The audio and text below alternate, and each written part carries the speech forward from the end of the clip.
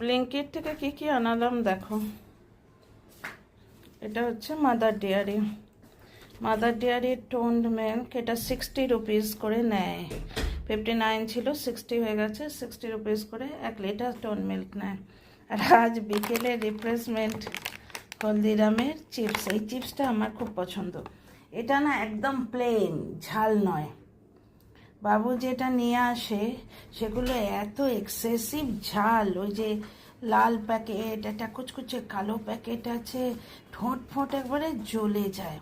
তো চায়ের সাথে চিপস সন্ধে দেওয়ার পর আর আনিয়েছি একটুখানি ম্যাঙ্গো, যা পাওয়া গেছে ওরই মধ্যে দেখে টুকে যেরম যা দিয়েছে। একটুখানি আম আনিয়েছি। এটা হবে তোমার এই হোমোজেনাইজড দুধ আনিয়ে রেখেছি। হোমোজেনাইজড দুধ দিয়ে তোমার ম্যাঙ্গো শেক হবে, ঠিক আছে। আর এখানে হলদিরামের চিপস, এটা আমার ফেভারিট, জানো তো। এটা সহজে বাবু আনে না, মানে আমার ছেলে সহজে এটা আনে না। এটা একদম আমার মতো, আমার স্বাদে পোষায়। আর কারুর বোধহয় পোষায় না খুব একটা, কারণ একেবারে প্লেন। আমার খুব ভাল লাগে খেতে এটা, কিন্তু ওই এদের হচ্ছে প্রচণ্ড স্পাইসি। একটা কালো আছে, তারপর একটা লাল আছে, ওইগুলো এরা খেতে পছন্দ করে।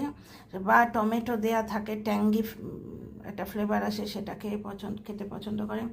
যাই হোক, আমার তো এই হলদিরামের প্লেন চিপসটা খুব ভালো লাগে। এখানে মাদার ডেয়ারি টোন্ড মিল্ক রয়েছে, এখানে চা বানাবো। হোমোজেনাইজ দুধটা ফ্রিজের ভরে তুলে রেখেছি, ওটা দিয়ে ম্যাঙ্গো শেক বানাবো। ভাবলাম অনেকদিন রিল দিইনি, ছোট্ট করে টুক করে একটা রিল দিই।